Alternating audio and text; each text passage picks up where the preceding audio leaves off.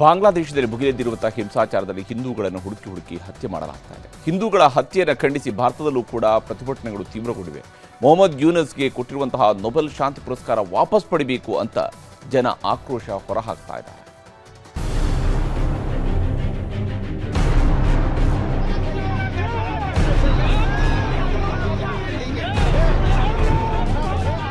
ಭಾರತದಲ್ಲಿ ಅಸಂಖ್ಯಾತ ಹಿಂದೂಗಳ ಆಕ್ರೋಶದ ಕಟ್ಟೆ ಒಡೆದಿದೆ. ಬಾಂಗ್ಲಾದೇಶದಲ್ಲಿ ಹಿಂದೂಗಳ ಮಾರಣಹೋಮ ಆಗ್ತಿರೋದನ್ನ ಖಂಡಿಸಿ ದೇಶದ ಬೀದಿ ಬೀದಿಯಲ್ಲೂ ಹಿಂದೂ ಕಾರ್ಯಕರ್ತರು ಬೀದಿಗಿಳಿದಿದ್ದಾರೆ. ಸ್ವಾಮೀಜಿಗಳು, ಜೈನ ಸಮುದಾಯದ ಸನ್ಯಾಸಿಗಳು, ಹಿಂದೂ ಸಂಘಟನೆ ಕಾರ್ಯಕರ್ತರುಗಳು ಭಿತ್ತಿಪತ್ರ ಹಿಡಿದು ಬಾಂಗ್ಲಾದೇಶದ ವಿರುದ್ಧ ಧಿಕ್ಕಾರ ಕೂಗ್ತಾ ಪ್ರತಿಭಟನೆ ಮಾಡುತ್ತಿದ್ದಾರೆ.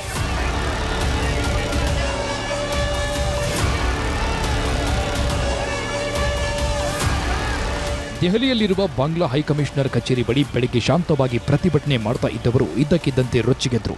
ಬಾಂಗ್ಲಾ ಹೈಕಮಿಷನ್ ಕಚೇರಿಗೆ ಮುತ್ತಿಗೆ ಹಾಕಲು ಹೋದ್ರು. ಹಿಂದೂ ಕಾರ್ಯಕರ್ತರ ಆಕ್ರೋಶಕ್ಕೆ ಭದ್ರತಾ ಪಡೆ ಸಿಬ್ಬಂದಿಯೂ ಹೈರಾಣಾಗಿ ಹೋದ್ರು. ಭದ್ರತಾ ಸಿಬ್ಬಂದಿ ಎದುರೇ ಬಾಂಗ್ಲಾದೇಶದ ಧ್ವಜಗಳನ್ನು ಸುಟ್ಟು ಯೂನುಸ್ಗೆ ಕೊಟ್ಟಿರುವ ನೊಬೆಲ್ ಪುರಸ್ಕಾರ ವಾಪಸ್ ತಗೋಬೇಕು ಅಂತ ಆಕ್ರೋಶ ಹೊರಹಾಕಿದ್ರು.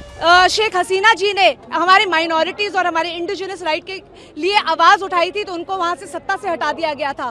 ये जिहादी यूसुफ जी, उनको जो नोबेल पीस प्राइज मिलता है वो पीस प्राइज भी वापस लिया जाए.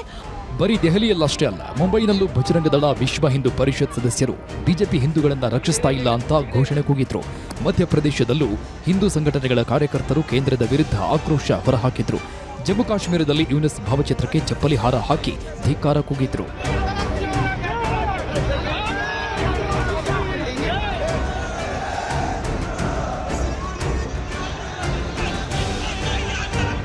ಹಿಂದೂಗಳ ಈ ಆಕ್ರೋಶಕ್ಕೆ ಕಾರಣ ಬಾಂಗ್ಲಾದಲ್ಲಿ 4 ದಿನದ ಹಿಂದೆ ಹಿಂದೂ ಸಮಾಜದ ದೀಪು ಚಂದ್ರದಾಸ್ ಹತ್ಯೆ ವಿಡಿಯೋ. ದೀಪು ಚಂದ್ರದಾಸ್ ನನ್ನ ಒದ್ದು ಕೊಂದಿದ್ರು, ವಿಡಿಯೋನು ಮಾಡಿಕೊಂಡಿದ್ರು. ಆಮೇಲೆ ನಡು ರಸ್ತೆಯಲ್ಲಿ ಆತನ ದೇಹವನ್ನ ಮರಕ್ಕೆ ನೇಣು ಹಾಕಿ ಬೆಂಕಿ ಹಚ್ಚಿ ಕ್ರೂರತನ ಮೆರೆದಿದ್ರು. ಈಗ ನಿನ್ನೆಯಿಂದ ದೀಪು ಚಂದ್ರದಾಸ್ನನ್ನ ಬಾಂಗ್ಲಾ ಪೊಲೀಸರು ಕರ್ಕೊಂಡು ಹೋಗ್ತಿರೋದು, ನನ್ನನ್ನ ಕೊಂದು ಬಿಡ್ತಾರೆ ಅಂತ ಗುಳಾಡೋ ವಿಡಿಯೋ ವೈರಲ್ ಆಗಿದೆ.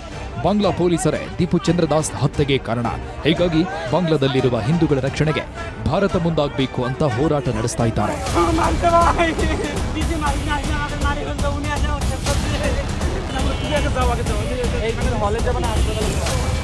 ದೀಪು ಚಂದ್ರದಾಸ್ನಂತೆ ಇಲ್ಲಿವರೆಗೂ 3-4 ಹಿಂದೂಗಳನ್ನ ಕೊಲ್ಲಲಾಗಿದೆ. ಬಾಂಗ್ಲಾದವರ ಜೊತೆ ಭಾರತ ಸರ್ಕಾರ ರಾಜತಾಂತ್ರಿಕ ಮಾತುಕತೆ ನಡೆಸಿದ್ರೂ ಫಲ ಕೊಟ್ಟಿಲ್ಲ. ನಿನ್ನೆಯಿಂದ 2 ದೇಶಗಳ ಮಧ್ಯೆ ವೀಸಾ ಬ್ಯಾನ್ ಆಗಿದೆ. ಬಹುತೇಕ ವಿಮಾನ ಹಾರಾಟಗಳು ಬಂದಾಗಿವೆ. ಇದರ ಮಧ್ಯೆ ಹಿಂದೂಗಳ ಪ್ರತಿಭಟನೆ ಕೇಂದ್ರ ಸರ್ಕಾರಕ್ಕೆ ತಲೆನೋವಾಗಿದೆ. Bureau report, news 18.